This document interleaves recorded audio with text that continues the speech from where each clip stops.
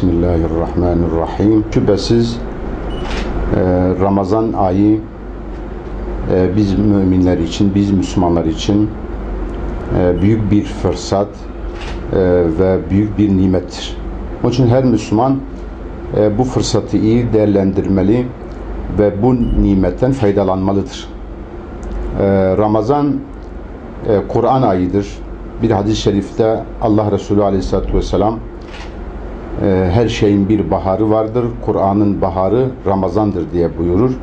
Biz Müslümanlar Ramazan ayı olan Kur'an ayı olan Ramazan ayını mutlaka Allah'ın mesajı olan Kur'an'ı okumalı, tefekkür etmeli, yaşantımıza, hayatımıza onu hakim kılmalı ve dünyada yapmış olduğumuz tüm amellerimizi ona uygun bir şekilde gerçekleştirmeliyiz ki Kur'an'dan istifade edebilelim ve onun gölgesinde bir hayatı yaşayabilelim.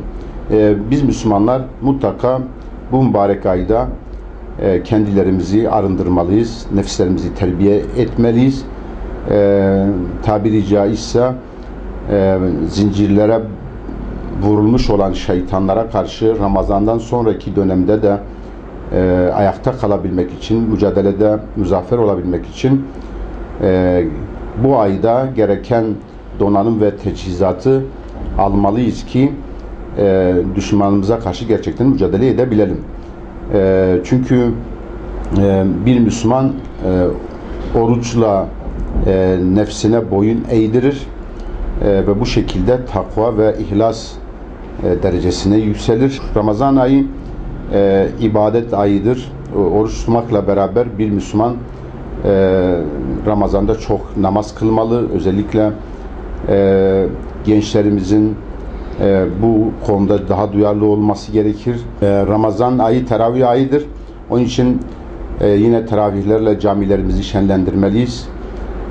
Camilere yönelip hem vakit namazlarda hem teravihlerimizde bir arada ibadetlerimizi yapmalıyız ki aramızda o kardeşlik ve muhabbet şuuru da olup çoğalsın.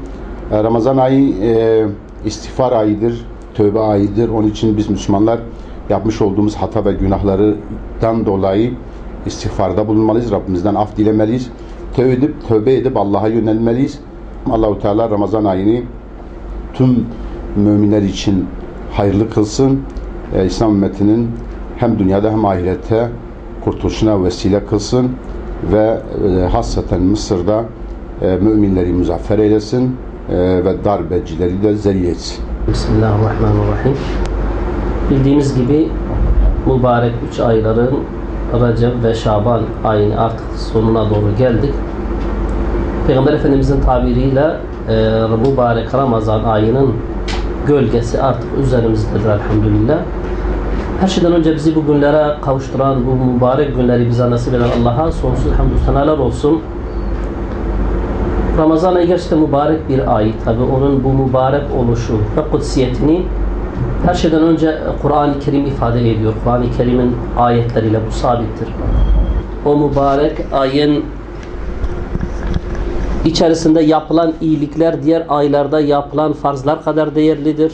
O mübarek ayda yapılan farzlar diğer aylarda yapılan farzlardan 70 kat daha büyüktür. O mübarek ay sabır ayıdır. O mübarek ay kardeşlik ayıdır. O mübarek ayı temizlenme ayıdır. Onun için biz Müslümanlar da bu mübarek ayları hakikaten en güzel şekilde değerlendirmemiz lazımdır. Onun bu sonsuz feyiz ve bereketlerinden en güzel şekilde istifade etmemiz lazım.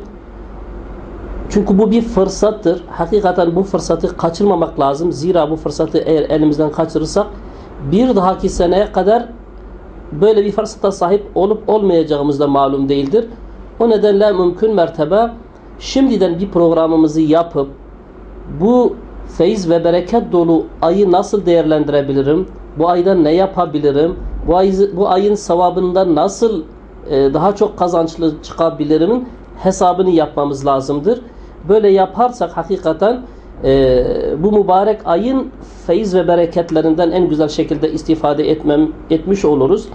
Yine aynı şekilde dikkat çekmemiz gereken bir husus da Hususan bu mübarek ay israf ayı olmaması lazım. Bu mübarek ay infak ayı olması lazım. Manen yücelme ayı olması lazımdır. Evet, bedenen belki kendimizi zayıflatırız fakat ruhan kendimizi güçlendirmemiz, imani ve ibadi olarak kendimizi güçlendirmemiz gerekir. Bu mübarek ayda tutacağımız orucu sadece ağzımızla tutmayalım. Yani sadece midemizle oruç tutmayalım.